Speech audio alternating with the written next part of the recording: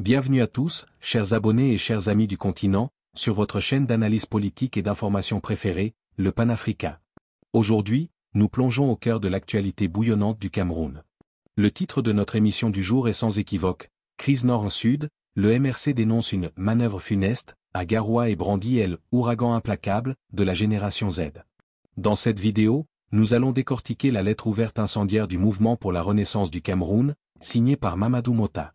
Nous allons analyser pourquoi le ministre Atanga NJ est pointé du doigt, ce que représente la tension régionale autour de la figure d'Issa Chiroma Bakary à Garoua, et surtout, nous allons vous expliquer en détail comment la génération Z est en train de devenir la nouvelle force politique capable de bouleverser les jeux de pouvoir traditionnels.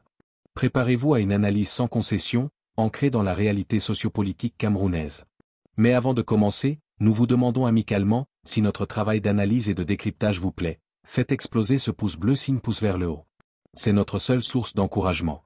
Et si ce n'est pas encore fait, abonnez-vous et activez la cloche de notification cloche pour rester scotché aux mises à jour du Panafrica. Si tout cela est prêt dans le moteur, on commence sans plus attendre. Yaoundé ou Garoua où le ton monte à l'approche des prochaines échéances au Cameroun. Dans une missive incendiaire adressée au ministre de l'administration territoriale, MINA, Paul Atanga NJ, le Mouvement pour la Renaissance du Cameroun, MRC, a lancé un avertissement sévère contre ce qu'il qualifie de « méthode tordue » et de « contorsion juridique » visant à pérenniser un régime politique jugé « agonisant ». Le cœur de cette alerte est double, une mise en garde sur la stabilité dans la région du Nord et l'identification de la jeunesse, la « génération Z », comme la nouvelle force motrice d'une contestation citoyenne irréversible. Atanga NJ au cœur de la controverse, l'accusation de déchéance. Signé par Mamadou Mota, président par intérim du MRC, formation politique dirigée par Maurice Kanto, la lettre ouverte se présente comme un réquisitoire contre l'action du ministre Atanga NJ. Mota accuse directement le patron de l'administration territoriale d'orchestrer des manœuvres qui défient ouvertement les lois que vous avez prêté serment de défendre. Dans le contexte politique camerounais actuel, cette accusation de « zèle qui excède les bornes de la légalité » renvoie aux critiques récurrentes faites à l'administration, perçue par l'opposition comme instrumentalisée pour museler toute dissidence. Les détracteurs du régime estiment que l'exécutif, loin de garantir l'équité et le respect des institutions, use de l'appareil d'État, dont le MINA est un pivot, pour des fins partisanes, un phénomène que Mota qualifie de « symptôme pathologique de la décadence du système ». 2. Le dilemme du Nord, un pari sur la stabilité nationale. L'un des passages les plus sensibles de la lettre concerne la situation dans le Grand Nord du Cameroun, une région politiquement stratégique. Mamadou Mota met en garde contre la confusion entre deux situations d'opposants politiques majeurs. Le professeur Maurice Kanto, président du MRC, l'assignation à résidence dont il a fait l'objet en 2021 est rappelée comme une « forfaiture froidement exécutée » contre un homme de droit. Issa Chiroma Bakary, personnalité politique ancrée à Garoua, l'avertissement est ici frontal et régional. Mota affirme qu'une éventuelle tentative d'arrestation de Chiroma dans son « fief de Garoua » serait un « pari insensé sur la stabilité nationale ». Cette distinction met en lumière la fragilité des équilibres régionaux. Contrairement à Yaoundé ou Douala, où les arrestations politiques peuvent être gérées avec une relative centralisation du pouvoir, toute action jugée provocatrice à Garoua, cœur historique et politique du Nord, pourrait, selon l'opposant, déclencher des réactions populaires imprévisibles. En clair, le MRC brandit le spectre de l'instabilité en cas de manœuvre perçue comme une agression politique contre un leader local, en imputant les conséquences exclusivement au régime de Yaoundé. 3. L'ouragan, génération Z, réveil citoyen et mépris de l'élite. Le point le plus développé de l'analyse du MRC est sans conteste l'émergence de la jeunesse comme vecteur de changement.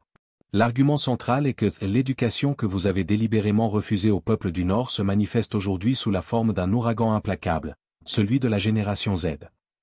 Cette formule est riche en significations, elle s'articule autour de deux idées fortes. Le refus d'éducation, il ne s'agit pas seulement de l'éducation scolaire, mais de l'accès aux opportunités, à la vérité, et à une information non biaisée. Le Nord, comme d'autres régions, fait face à des taux de pauvreté et de chômage des jeunes élevés. En niant aux jeunes une perspective d'avenir, le régime a paradoxalement cultivé une lucidité citoyenne, qui se retourne contre lui. La montée de la Gen Z, cette jeunesse, les personnes nées après 1997, et donc majoritairement connectées, est perçue comme un élan de lucidité citoyenne, se propageant à la vitesse de votre mépris souverain. Exemple concret dans la vie actuelle, au Cameroun, la génération Z est hyperconnectée. Les réseaux sociaux comme WhatsApp, Facebook et TikTok sont devenus les plateformes privilégiées de l'information politique et du débat, court-circuitant les médias traditionnels souvent jugés proches du pouvoir. Des hashtags dénonçant la corruption ou appelant au changement se répandent de manière virale. C'est cet usage décentralisé et rapide des outils numériques qui confère à leur mobilisation la force d'un ouragan, capable d'emporter l'ambition d'un pouvoir éternel, construite sur la fraude électorale machinalement orchestrée, une accusation fréquente de l'opposition. 4. La discréditation des chefs traditionnels. Enfin, la lettre s'attaque à la mobilisation de certains membres du gouvernement, ou plus particulièrement, au rôle des chefs traditionnels, l'amido, dans la sphère politique. Le MRC dénonce l'indigence intellectuelle des agitateurs gouvernementaux et critique surtout l'institution traditionnelle, accusée de servir de façade politique. Ces lamidos, jadis phares, ne sont plus que les courtisans serviles du président Biya, une honte qui achève de discréditer toute une institution.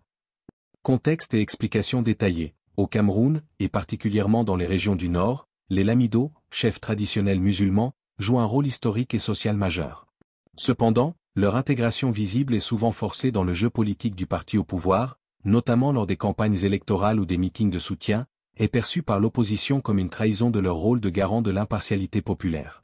Le MRC affirme que, bien qu'ils commandent encore le respect des formes, par politesse ou tradition, leur irréversibilité d'action est désormais actée. Ils ont perdu l'autorité morale sur la conscience politique de leur peuple, désormais bétonnée par le mépris qu'ils reçoivent en retour. En conclusion de son reportage, Mamadou Mota fait un appel solennel au ministre Atanga NJ, l'exhortant à la sagesse. Le message final est clair, l'histoire ne pardonnera pas l'incompétence politique, ni les manœuvres basses.